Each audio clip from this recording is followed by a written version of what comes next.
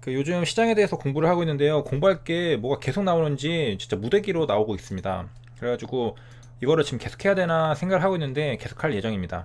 그래서 국책은행 사실상 가이드라인 제시 6천억 보여달라. 이거는 두산그룹 구조조정에 관련된 거거든요. 그래서 그 아까 이제 어제겠죠? 그래서 CBO, KCBO 관련해서 여기에 지금 그 대한항공이랑 두산그룹이 지금 들어갈 것 같거든요. 그래서 이 두 기업 다 지금 자금의 압박을 받고 있습니다. 그래서 자금을 마련해야 되는데 지금 두산그룹은 국책은행이랑 지금 협상을 하고 있습니다. 이제 구체적인 내용을 보면 이제 1조 원 규모 유동성을 이제 지원할 건데 산업은행이나 수출입은행이 자구한 가이드라인을 제시한 것으로 알려졌습니다. 그래서 6천억 원 이상의 현금 마련을 골자로 자산 사업부 매각을 해라라는 겁니다. 그러니까 지금 그 너네 그 기업이 할 수 있는 최대한을 하면은 우리가 도와주겠다라는 거죠. 그래서 너네 가지고 있는 그 동대문에 그 두타몰 있거든요. 그래서 그 두타몰을 이제 매각을 유력시 되고 있다고 하는 거네요. 그래서 이제 이 부분은 그 사람들이 이제 분석을 할 때 6천억 원 이상 현금을 마련할 수 있는 자산이나 사업부가 뭐가 있지라고 했을 때 두타몰이 생각이 났나 봅니다. 그래서 여신 리스크를 최소화하려는 전략인데요. 그래서 이제 그 두타몰 토지와 건물의 가치는 약 4천억 원 가량이라고 합니다. 그러니까 동대문에 그 큰 여기 두산이라 써져 있잖아요. 두산 이렇게 써져 있는데 이 건물이 4천억짜리라고 하네요. 그 다음에 이제 이거랑 그 일부 비핵심 사업의 매각 방안이 이제 유력하다고 합니다. 그래서 이렇게 합쳐가지고 이제 6천억을 마련을 한다는 거죠. 그래서 이제 두타몰의 경우에는 두산그룹 본사로 쓰고 있다는 상기성이 있는데 이거는 이제 기업이 어려우니까 어쩔 수 없는 거고. 그래서 이제 가이드라인이지만은 국책은행이 얘네가 제대로 안 한다 싶으면 직접 매각에 나서겠다는 계획도 전달이 된 거니까 그래도 그 유하게 말은 했지만 그 강력한 의지를 가지고 있다라고 볼 수 있겠습니다. 국책은행이 말이죠. 그래서 이런 점들은 국책은행들이 지금 잘하고 있다라고 생각을 합니다. 그래서 회사가 그냥 무작정 도와주는 게 아니라 할 수 있는 최대한을 다 하고서 그다음 도와주는 거는 잘하고 있다라고 이제 판단이 되고요. 산업은행의 이슈는 뭐가 있냐면 대우건설, KDB생명 등 구조조정 회사의 매각이 있고 근데 이게 지지부진하고 그다음에 아시아나항공 매각도 지금 불확실성이 증폭되어 있는 상태라고 합니다. 그리고 이제 두산건설은 이제 통분리 매각 병행 추진한다라는 건데요. 두산그룹에 두산건설이 있는 거죠. 그래서 지방건설사가 인수전 참여 저울질 부실사업장 정리 필요성 이게 얘기 나왔습니다. 그래서 M&A 시장에 지금 두산건설이 나온 거죠.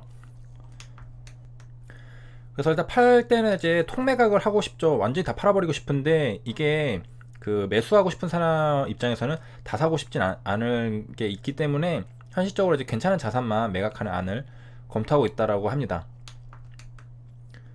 그래서 항상 이제 인수하는 사람들은 이 우발부채 요인이 있는지 없는지를 면밀하게 검토를 하는 게 중요하죠. 그래서 내가 잘 모르고서 정보의 비대칭성이라고 해야 되나요? 그래서 사고봤는데 이게 있었다. 그러면은 오히려 이제 손실을 볼 수가 있기 때문에 이런 부분들을 잘 꼼꼼히 따져야 될 겁니다. 아무래도 이제 파는 사람은 이제 이 회사가 지금 어떤 상태인지 정확하게 알지만 살려는 사람은 잘 모르는 경우가 많습니다.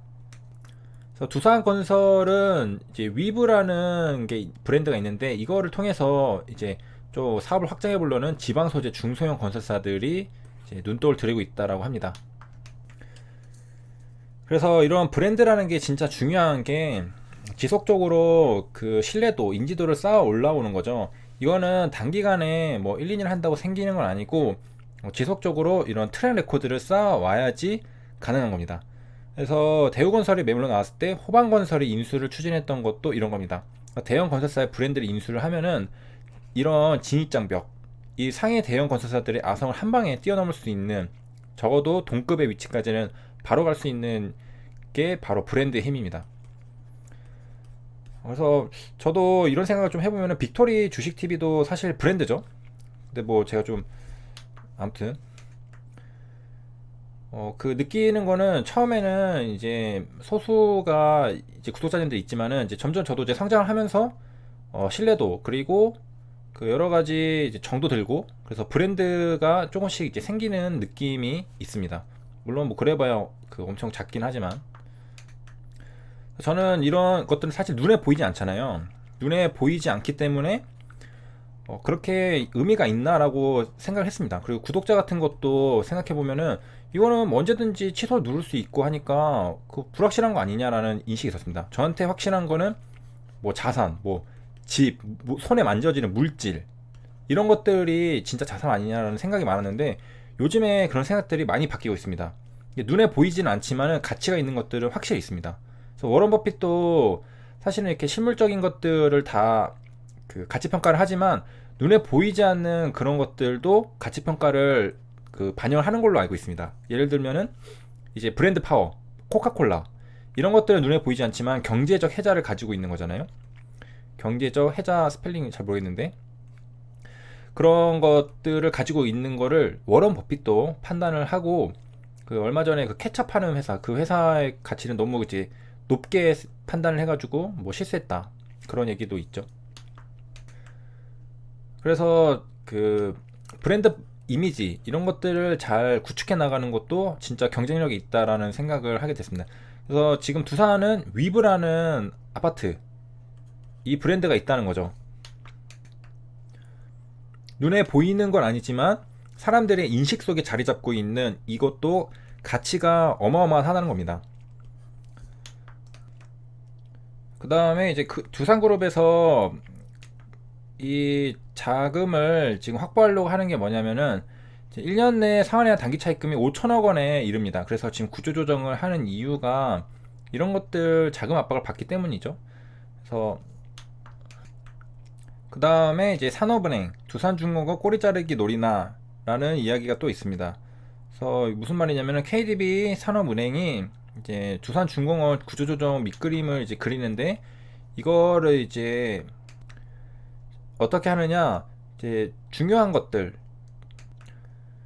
그 지금은 잘 하고 있는 것들, 인프라코어 두산마켓은 따로 떼놓고 두산중공업의 부실이 이쪽으로 퍼지는 것을 막아야 한다라는 지금 밑그림을 그린다는 분석입니다. 그래서 두산중공업 밑에 있는 게 지금 건설, 인프라코어 두산마켓인데 건설은 방금 다뤘죠. 그래서 이 두 개는 이제 괜찮다는 거죠. 그래서 뭐 아니 뭐 두 가지 정도가 있는데 이제 후자 자회사를 이제 선별적으로 편입할 것이다. 어떻게 되냐면은 인프라코라 바켓은 두산에 직접 자회사를 올리고 여기 보면은 두산 밑에 중공업이 있고 여기 밑에 지금 있는 거잖아요, 이 기업들이. 그런데 이 두산 바로 밑으로 지금 바켓이랑 인프라를 올린다는 거죠. 그리고 두산건설은 이제 따로 놔둔다는 거죠, 여기 밑에. 두산건설은 두산중공업 밑으로 남겨둔다는 겁니다. 그래서 지금 두산중공업이랑 두산건설은 같이 가는 거고 지금 상대적으로 괜찮아 보이는 인프라코어랑 두산마켓은 두산 밑으로 보내서 이쪽으로 같이 가고, 그러니까 얘네는 어차피 침몰하는 배니까 그냥 같이 그냥 죽어버려라 라는 거고 나머지는 괜찮은 기업들인 것 같으니까 따로 이렇게 살려주고, 그러니까 이런 밑그림을 그리는 것이 아니냐라는 분석인데요. 진짜 이런 것들 보면은 이제 돈 빌려준 채권단, 얘네도 진짜 빌려준 사람이 망하면은 골머리를 진짜 앓는 겁니다. 그러니까 돈 빌려줬는데 같이 얘를 살려주려고 노력을 해야 돼요. 비슷한 게 이제 카이사르 같은 경우도 돈을 빌린 애가 얘한테 오히려 묶여버렸잖아요. 얘가 하자는 대로 하고. 그런 같이 이제 채권단도 돈 다 날리게 생겼으니까 도와줄 수밖에 없습니다. 얘가 잘 되기를 도와줄 수밖에 없는. 그래서 교훈은 돈을 함부로 빌려주면 안 된다. 근데 어차피 이거는 뭐 그래도 지금은 이제 업황이 안 좋아져서 그런 거고 옛날에는 잘 했으니까. 이제 두산중공업으로 넘어가면은 이제 만기도래 차입금이 더 높아지죠. 두산건설은 아까 1조 정도였나요? 두산중공업은 이제 4조를 해야 되는데 지금 채권단에서 1조를 지원하기로 했는데 그건 3조 정도가 모자랍니다. 이것도 회사채로 해서 조달을 해야 되는데 이거 금액이 상당히 크죠. 일단 두산은 이제 팔아야 될 것들이 많습니다. 근데 두산 솔루스, 네오트랜스 등 시장에서 매물로 거론되는 자회사들 매각이 유력시되는 게 있는데 두산 솔루스를 보면은 그 오늘 22% 상승했습니다. 시가총액이 지금 8,500억인데 장 후반에 이렇게 상승한 걸 알 수가 있죠. 시작한 시기가 1시 35분부터인데 여기 이제 기사가 나온 거는 1시 36분부터 나왔습니다. 그 영상이 끊긴 것 같은데 제가 어디까지 얘기했는지 몰라서 두산 솔루스가 나와 있었거든요. 그래서 자회사 매각. 그래서 두산 솔루스 흐름을 보면은 이렇게 36분에 기사가 나왔는데 35분부터 이제 상승을 시작했습니다. 그래가지고 이렇게 올라갔고, 그다음에 공부가 예전에 뭐 아시아나항공 그리고 넥슨GT 같은 매각 이슈가 있었던 종목들 공부를 해보시면 좋을 것 같습니다. 시청해주셔서 감사합니다.